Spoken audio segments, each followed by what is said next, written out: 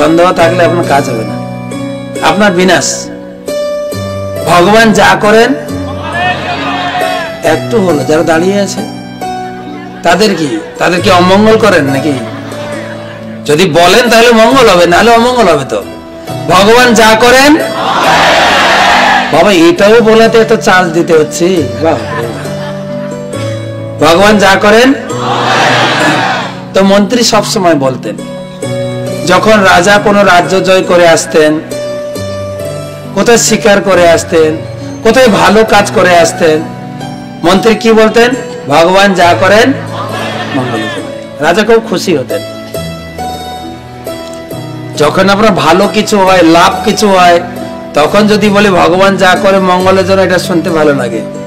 যদি কিছু ক্ষতি হয়ে যায়, আপনার চাকরি চলে গেছে, ব্যবসায় ক্ষতি হয়েছে, ছেলে মেয়ে পরীক্ষায় একটু রেজাল্ট খারাপ করেছে, এই সমস্যা হয়েছে, ওই সমস্যা হয়েছে, সেই সময় কেউ যদি আসে, আরে দুঃখ করো না, ভগবান যা করেন মঙ্গলের, ভালোভাবে নেবে। তো কি বলছে, বাজে কথা বলার সময় পায় না, উপদেশ দিও না তো ভাগো এখান থেকে। অনেক উপদেশ দিয়েছে, বলে কিনা? তো একবার রাজা শিকার করতে গিয়ে, রাজ্য জয় করতে গিয়ে, যুদ্ধ করতে গিয়ে তার একটা আঙ্গুল কেটে যায়। অত্যন্ত দুঃখ, বুড়ো আঙ্গুল কেটে গেছে, মানে আর তীর ধনুক নিয়ে যুদ্ধ করতে পারবে না। তার এত দুঃখ, তার এত হতাশা, আমি আর জীবনে এগোতে পারবো নাকি, আমাকে কেউ পরাজয় করে আমার রাজ্য দখল করে নেয়। অনেক দুঃখের কথা বাড়িতে এসে শেয়ার করছে মন্ত্রীর সঙ্গে। মন্ত্রী মশাই, আমার কি হবে জীবনে? আমার জীবনটা তো শেষ হয়ে গেল, আমি শেষ, আমার যে চলার পথটা আটকে গেল, আমি নাকি অনেকটা পিছিয়ে যাচ্ছি। বলছে, মহারাজ আপনি এত শোক প্রকাশ করছেন কেন, দুঃখ করছেন কেন, কি হয়েছে? কি হয়েছে আপনি শোনেননি? আমার আঙ্গুলটা কেটে গেল যুদ্ধ করতে গিয়ে। মন্ত্রীর কি উত্তর? জোরে, ভগবান যা করেন মঙ্গলের জন্য। রাজা ভালোভাবে নেননি।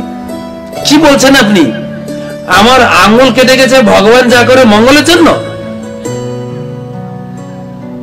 আপনার বুদ্ধি টুদ্ধি আছে তো, নাকি আপনি পাগল হয়ে গেলেন? ভগবান যা করে মঙ্গলের জন্য, আমার আঙ্গুল কেটে গেছে। আপনার একটা জ্ঞান নেই, কিভাবে কথা বলতে হয় জানেন না।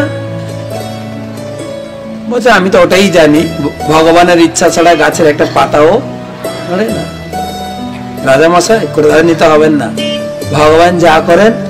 এই কে আছে, জেলে নিয়ে যা, পাগল কোথাকার। ভগবান যা করে মঙ্গলের জন্য। একদম ক্রোধান্বিত হয়ে গেল। একদম পুলিশ এসে তাকে হাত কড়াই দিয়ে নিয়ে যাচ্ছে। আর নিয়ে যাওয়ার সময়ও বলছে ভগবান যা করেন। রাজা বলছেন, দেখো লোকটা সত্যিকারই পাগল হয়েছে, জেলে যাচ্ছে তবুও বলছে ভগবান যা করেন। পাগল না হলে এরকম কেউ বলে? জেলে গেল। আবার কিছুদিন পরে, মাস 6 পরে উনি গেছেন বনে শিকার করতে, পাত্র মিত্র মন্ত্রী আদি সবাইকে নিয়ে তিনি গেছেন। মুখ্যমন্ত্রী তো জেলে, বাকি মন্ত্রী তার পার্ষদ সবাইকে নিয়ে গেছেন রাজা শিকার করতে জঙ্গল। আর ওই সময় ছিল কাল বৈশাখীর সময়, বিশাল কালো মেঘ ঝড়ে সবাই জঙ্গলে ছিন্ন ভিন্ন হয়ে গেছে, সবাই আলাদা আলাদা হয়ে গেছে। রাজা একদম গভীর জঙ্গলে চলে গেছেন পথ না পেয়ে। আর গভীর জঙ্গলে বাস করত ডাকাতের দল। তারা ডাকাতি করতে যেত রাত্রে, আর ডাকাতি করতে যাওয়ার আগে মায়ের পূজা করত, মা কালীর। এর বিধান হচ্ছে মা কালীর পূজা কারা করে? ডাকাতরা। আমাদের কলকাতায় আছে, কলকাতার সব থেকে বড় কালী পূজা ফাটাকেস্টের কালী পূজা। ফাটাকেস্টে বড় ডাকাত ছিল। তো ডাকাতরা মায়ের কাছে নরবলি দিয়ে তারা ডাকাতি করতে যেত। ধরেছে রাজাকে, আজকে মায়ের স্পেশাল ভোগ হবে। কি বলি হবে? নরবলি না, রাজবলি। রাজবলি। মা আজকে পূজা পেয়ে খুব সন্তুষ্ট হবেন, আর আমাদের অনেক ধন দৌলত আমরা পাবো। আজকে ডাকাতি বিজনেসটা আমাদের খুব ভালো হবে। তাকে নিয়ে গেছে, স্নান করিয়েছে, কাপড় পরিয়েছে। এবারে যুব কাস্টে এসে বসিয়েছে, তাকে বলি দেবে। তখন হেড পূজারি বলছেন, হেড পূজারি মানে ডাকাতের ভিতরে আবার হেড পূজারি মানে। তো হেড পূজারি বলছে, দেখো তো একে তো বলি দেওয়া হবে, শরীরে কোনো অঙ্গহানি বা খুঁত আছে কিনা। অঙ্গহানি বা খুঁত থাকলে সেটা ঠাকুরের সেবায় লাগে না।